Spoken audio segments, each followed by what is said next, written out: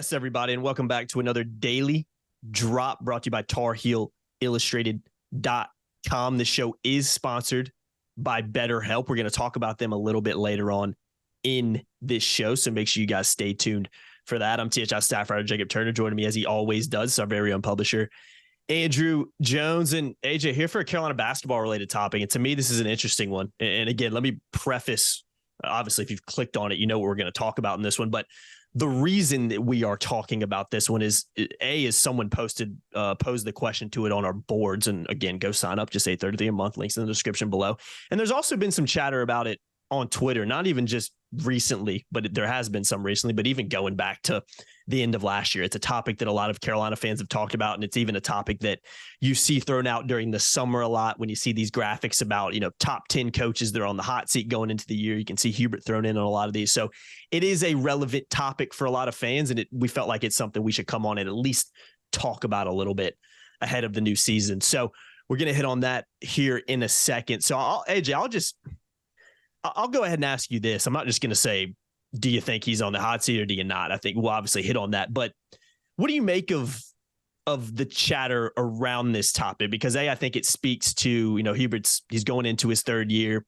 Obviously, last year didn't go as planned. The first year went about as, besides really the regular season, the end of his first year went about as good as anybody could have asked for, besides Carolina not being able to win that national title. But what do you just make about the fact that this is even a conversation right now? Because to me, I get it, but it's also a very interesting one in my opinion too. Well, because 8 of the 9 months, give or take a couple of weeks, have not been typical North Carolina. So double-digit losses for 4 straight years. By the way, Roy's last 2 teams had double-digit losses as well. Mm-hmm. So this question did come up on our board, and that's why I thought about, maybe let's go ahead and address it, because I've seen stuff on Twitter too. Yeah, absolutely. Coaches on the hot seat, and it's that time of year where that's the stuff people are talking about before everybody opens up their practice in about a month or so. So it is out there, and I know this. I actually had in person spent a period of time with someone who's very much in the know over North Carolina and part of the structure, if you will. Yeah. And this came up. This was a little while ago. This came up, and this person said, we've seen what everyone else sees. I'm paraphrasing here. It's not like we have something that covers our lens, or we don't see what the media sees and what fans see and so on. They see it. They understand that there was one good month, and the rest of the time it's been kind of wobbly and at times not very good, and some flare-ups where it's been really good. They understand exactly where the program is and what is the expectation. And I can tell you that the expectation is North Carolina should never miss the NCAA tournament, ever, under any circumstance, and absolutely never miss it 2 years in a row. So with that being said, I don't think Hubert's on the hot seat right now, but I do think he's on a seat that could get warm if they get off to a rough start. And they play a schedule that could lead to 3 or 4 losses by Christmas. They could lose a game in the Bahamas. They could lose at home to Tennessee. They could lose to Connecticut and MSG. They could lose to Kentucky and Atlanta. I don't think they'll lose to Oklahoma and Charlotte. And I think they'll probably win 2 games in the Bahamas. So you're looking at 4 losses there. We don't even know yet at this time what the December ACC schedule is going to look like. We don't know if the league's going to send them to a Blacksburg, right after a trip to Portland, like what happened last year. So that I think factored into it as well. If they would have had a home game with Georgia Tech or BC or somebody, I think that would have been a little bit different at the time. So we don't even know what that's going to look like. So I know this much. No hot seat. I don't even think it's a warm seat, but it's a seat that is specifically placed there that has the ability to get warm if things don't go well. And the people who matter most know this. Mm-hmm. They're aware of it, and they see it that way. I don't think anybody wants that to happen for 1,000 reasons. I've said before, and I tell people all the time, I think if North Carolina can win big with Hubert, that's what everyone would prefer. Yeah. They want him to be the guy. They want his approach to running a program. They want his approach to personal relationships with players. They want that to be the hallmark of this program moving forward, along with winning. Mm-hmm. So the desire, the preference is that it happens and it works with Hubert. Mm-hmm. Trust me. So I think because of that, he's probably going to buy himself a little more time than somebody else would. There's been a lot of talk about, well, eventually they're going to have to go outside the program, go outside the family. Well, if they ever did go outside the family and a guy had a second year where he misses the NCAA tournament and the third year wasn't so great, they'd be out on their keister. So I think Hubert's going to get a little bit more leash, so to speak, than some guy outside the family would. Yeah, I mean, that makes a ton of sense when you phrase it like that. I mean, I think everybody would agree with that. The fact that he is so connected to North Carolina, you will more than likely give him more time than, like you said, somebody on the outside will get. I want to talk about a little bit more regarding Hubert in a second, but real quickly, here's a message from our sponsor, BetterHelp, and how you can get 10% off your first month. So stay tuned for that, guys.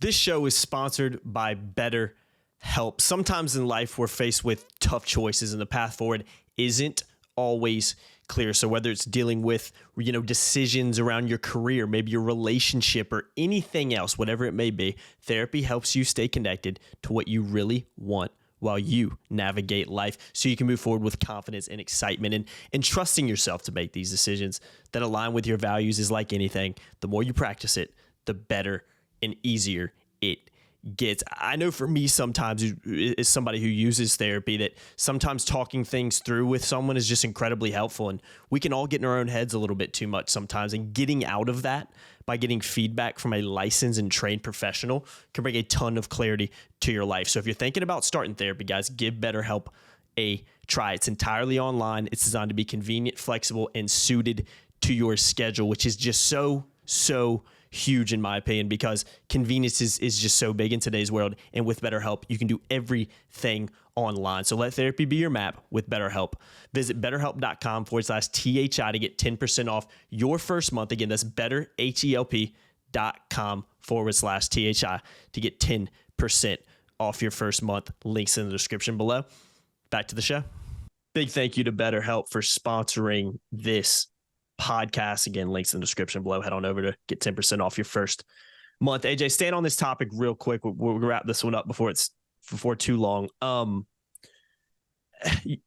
agree with what you're saying about the seat. It's probably not a hot seat now from what we're hearing inside the, from people who are, as you've said, very, very, very well sourced.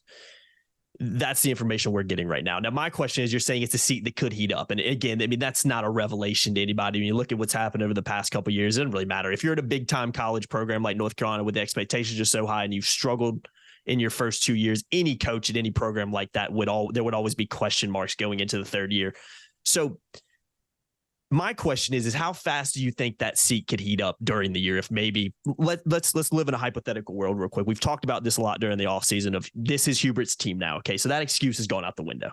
This is his team. This is a team he's built. There's a lot of talent on here and there's a lot of guys here that I think should lead to building off of that more of a involvement from the bench, more guys getting more opportunities. Let's say mid-December, Hubert's still not playing the bench a ton, and Carolina's struggling because we did a drop a couple weeks ago on Carolina's non-conference schedule. It's not an easy non-conference schedule. You could very easily see Carolina struggling a little bit early on, especially with so many new faces on this team.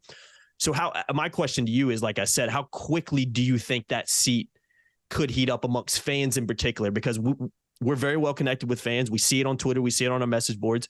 We know there is a pressure on Hubert to perform this year for them. And we do know there is a big section of the fan base who, quite frankly, don't think he's the guy to take this program forward. There's also the opposite, a big section of the fan base that has faith that he will turn it around. So how quickly do you think that seat could potentially heat up? For the public, it won't take long. I think not long at all. It could take 2 games, let's be honest. Among the small horde of people that matter, make the decisions, for lack of a better word, it would take longer. Mm-hmm. Yeah, there's no doubt about that. Now, if they lose a game in the Bahamas and they lose to Connecticut and they lose to Tennessee and they lose to Kentucky and the ACC struggles again in November and December, And they put themselves in a position where they're going to have a tough time moving up in the net rankings. And people are going to have to look at what Oklahoma does and pray that Oklahoma wins games in the Big 12 to give Carolina a quad one win. I think the longer talk about needing quad one wins goes on, the warmer the seat will get. Yeah. They could take care of that early on. And if they take care of that early on, I don't think a warm seat will ever be an issue because that means they're really good. So so much of, I think, what we're going to think about this team will be determined by Christmas. Mm-hmm. Mm-hmm. Now, they could get hot in the ACC. If the ACC's down, what will that mean? Last year, it was really hard to move up in the net in the ACC.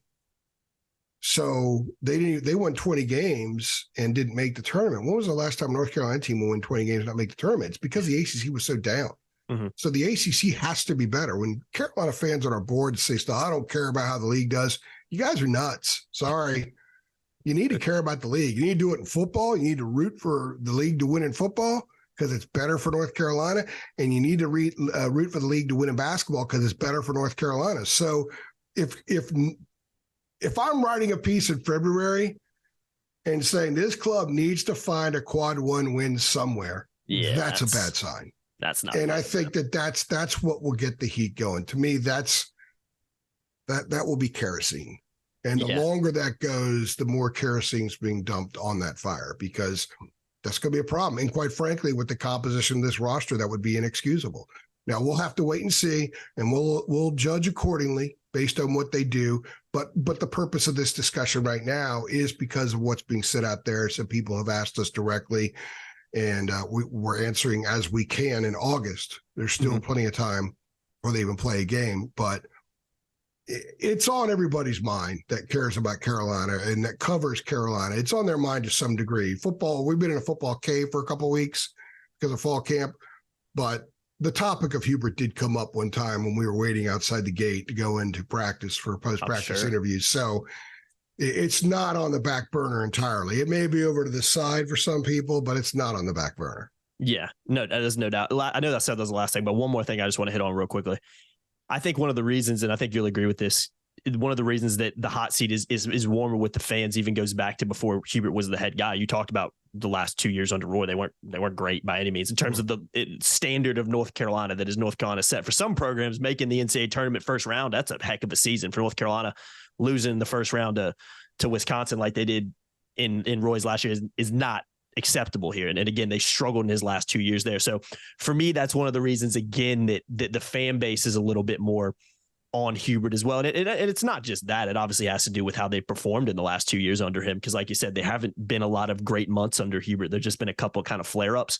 But I do think we have to understand that plays a factor too. My question to you, AJ, building off that is that in the mind of the people that, again, maybe make those decisions? Do they know that too and understand that too?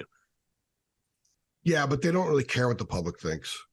No, I guess you can't because you can become very reactionary. If you I think what's important and what I learned when I had that very lengthy conversation, what was important is that they see what the public sees. They see what the media sees. So if fans are concerned about, well, they're just they're up there and in some ivory tower and they're not really seeing the world through the lens of everybody else, that's not true. No. So they see what you guys have seen. Now, they have the responsibility of making decisions. You guys don't. So they can't be emotional. They can't base it on a game-to-game thing here. They have to look at a bigger picture, and they're far more responsible for the program than any of the fans are, anybody in the media. They have more to lose, more to gain, if you will. So I think it's important to know that they see it. That was a direct word. I see what you guys see. We see what you guys see. That's important to know. Mm-hmm. So, and they're going to see it this year too. So whatever the fans think, I don't think the fans are going to be over here and the administration over here. The administration has to operate far more cautiously for obvious reasons than a fan base does. And they're not going to ebb and flow as much as the fan base will wildly from game to game. But they're still going to see the same thing that the fans see. They're just going to process a little bit differently, be far more patient about it, and understand that they ultimately have to make the decision. You know, it's easy to spend someone else's money, but suddenly when it's your own money, you're going to be a little bit more cautious about how you spend it. So people need to understand that. Just because some guy in Mebane is super upset that they just lost to Georgia Tech, so they got to get rid of them now, it doesn't mean that the people that make those decisions are experiencing the same immediate emotion. Yeah, and you can't, because again, if that was the case, you know, if they had the same emotion that fans had, I think it's pretty safe to say Hubert probably got fired last year. Based on some you'd have 5 head coaches a year.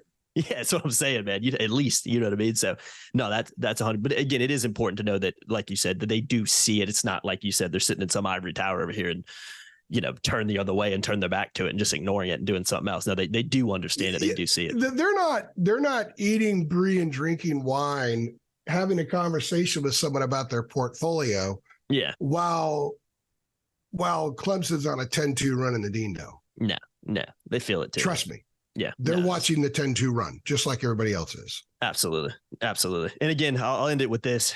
Winning, I love this quote. Winning kind of solves everything, doesn't it? You just win next year. We don't even have to have this. We won't be having any of these conversations. If it's the opposite and they don't win, then we will have more conversations and fans will be, you know, PO'd, for lack of a better word, and who knows what can happen at that point. But if you want to secure your job and you want to avoid people making podcasts about this like we're doing it, then just go out there and win, and there won't be, you know, outrage and uncertainty within the fan base from time to time. So we'll see what happens when the year comes around. And still a few months away, but again, I think a relevant topic for what we've seen on social media and on our message boards. And again, come sign up, $8.33 a month. Links in the description below. You can become a premium member. You can become a Carolina Insider too. And again, this show is sponsored by BetterHelp. Links in the description below. You can get 10% off your first month at BetterHelp.com/THI.